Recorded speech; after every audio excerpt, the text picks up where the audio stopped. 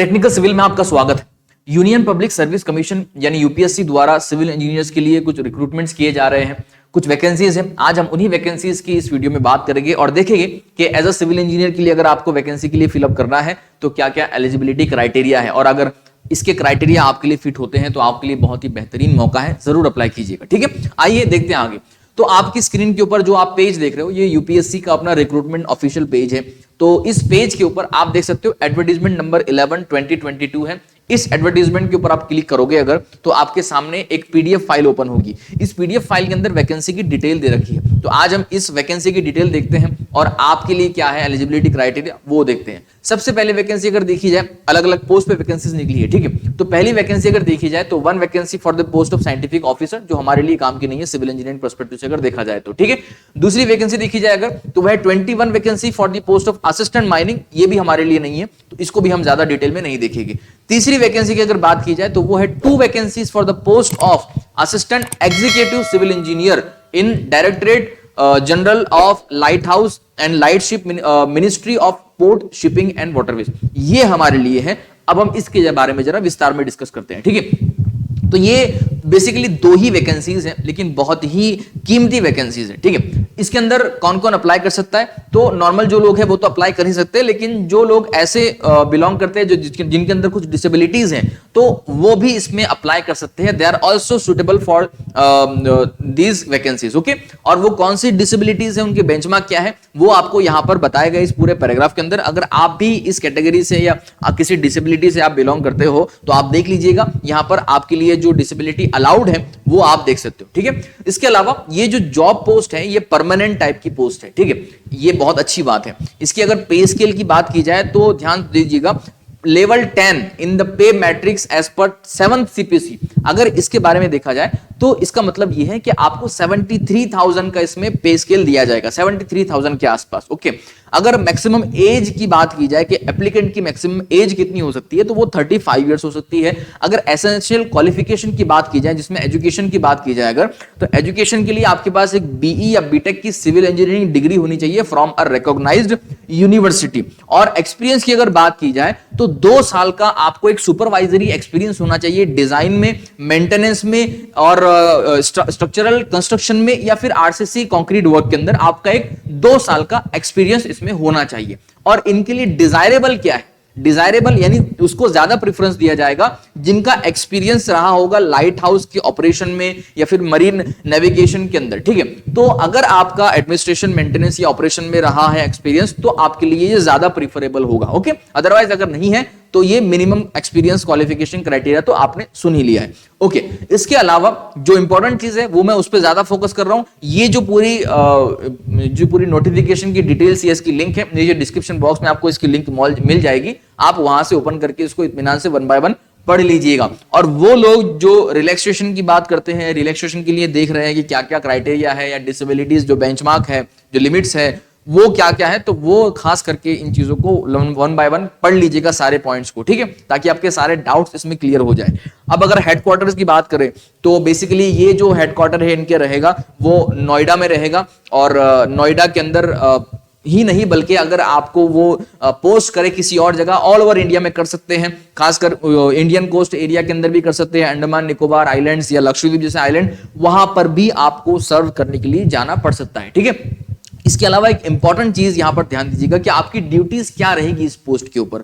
आपकी ड्यूटीज रहेगी to carry out the construction, improvement and maintenance of light houses and other navigational aids. ये ध्यान रखिएगा, आपकी ड्यूटीज ये रहेगी इस पोस्ट के ऊपर। ठीक है, आइए आगे बढ़ते हैं। कुछ इंपॉर्टेंट चीजें, ये कुछ इंपॉर्टेंट चीजें हैं जो क्लोजिंग डेट अगर इसकी बात की जाए कि closing date for the submission of online recruitment application through ORA website is 13th of June 2022।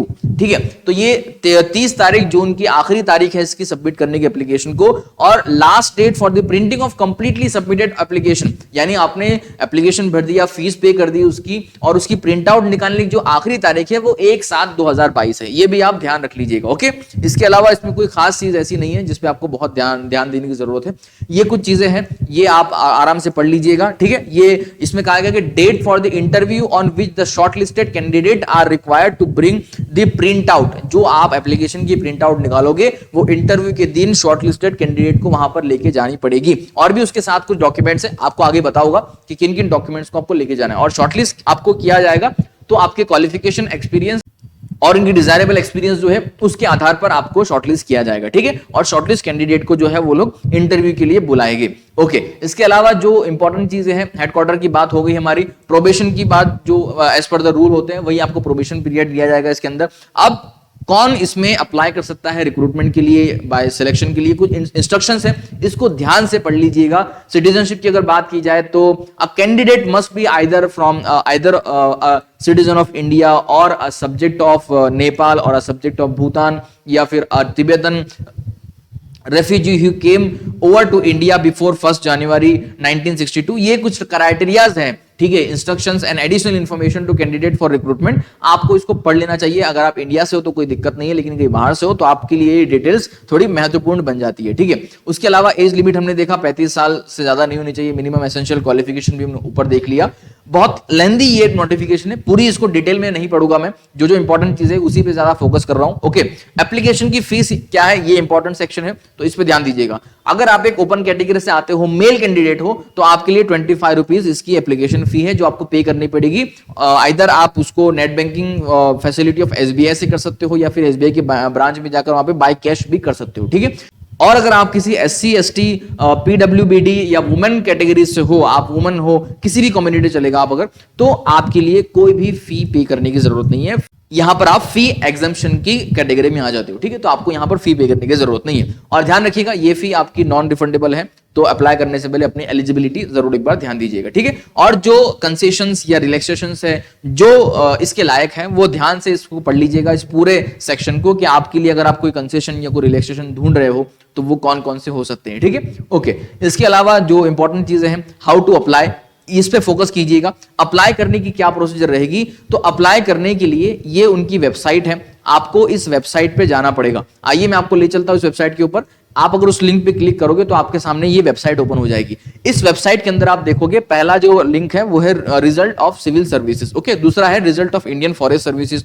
तीसरा है online application for various examinations. और चौथा है ऑनलाइन रिक्वेस्ट फॉर विड्रॉल। और पांचवा यहां पर है ऑनलाइन रिक्रूटमेंट। अब लोग क्या होगा कि online application for various examination पे क्लिक करेंगे, लेकिन नहीं, आपको ऑनलाइन रिक्रूटमेंट पे क्लिक करना है, ठीक है, क्योंकि ये रिक्रूटमेंट के लिए अप्लाई कर रहे हो, एग्जामिनेशन के लिए अप्लाई नहीं कर रहे हो, ठीक है। तो यहां पर आपको ऑनलाइन रिक्रूटमेंट एप्लीकेशन यानी ORA पर क्लिक करना है। आप जैसे यहां पर क्लिक करोगे वैसे ही आपके सामने ये पेज ओपन हो जाएगा और आपको किस पोस्ट पे अप्लाई करना है उस पोस्ट पे अप्लाई नाउ पे क्लिक करना है। आपको करना है असिस्टेंट एग्जीक्यूटिव इंजीनियर सिविल में, तो आपको यहां पर अप्लाई नाउ पे क्लिक करना है और बाकी की जो फर्दर प्रोसेस है वो आपको उसको फॉलो करते हुए इस पूरी एप्लीकेशन को फिलअप करना है और सबमिट करना है। और एट द एंड आपको फीस पे करके उसको कंप्लीटली प्रिंट आउट करना है, अपने पास उसकी एक कॉपी रख लेनी है, ठीक है। तो ये इंपॉर्टेंट चीजें हैं और यही चीजें जो आपको थी ध्यान रखनी चाहिए थी इसके अंदर, जो मैंने आपको बता दी है। इसके अलावा इस पूरे एडवर्टाइजमेंट के अंदर, इस पूरी नोटिफिकेशन के अंदर जो भी इंपॉर्टेंट चीजें हैं वो आप एक बार जरूर पढ़ लीजिएगा अपनी तरफ से। और अगर आपको कोई डाउट या कोई प्रॉब्लम लगता है, कोई कंफ्यूजन लगता है, तो आप कमेंट बॉक्स के अंदर हमें बता सकते हो, ठीक है। तो ये था इस वैकेंसी के बारे में यूपीएससी की तरफ से। उम्मीद है आपको ये समझ आया होगा और जो लोग इसके काबिल है, जो एलिजिबल है, वो इसमें जरूर अप्लाई कीजिएगा। बहुत ही बेहतरीन मौका है। भले ही 2 ही यहां पर वैकेंसीज है, लेकिन आपका चांस अगर लगता है, अगर आपके अंदर वो एलिजिबिलिटी है, उनको मिलती है, तो आपके लिए एक बहुत ही अच्छा मौका है। आपकी लाइफ इसमें पूरी सेटल हो सकती है, ठीक है। तो इसी तरह से और भी ढेर सारी वीडियो के जरिए आपको जॉब की अपडेट्स या वैकेंसीज की अपडेट्स मिलती रहेगी, इसलिए आप हमारे इस यूट्यूब चैनल के साथ बने रहिएगा। मिलते हैं अगले वीडियो में। धन्यवाद।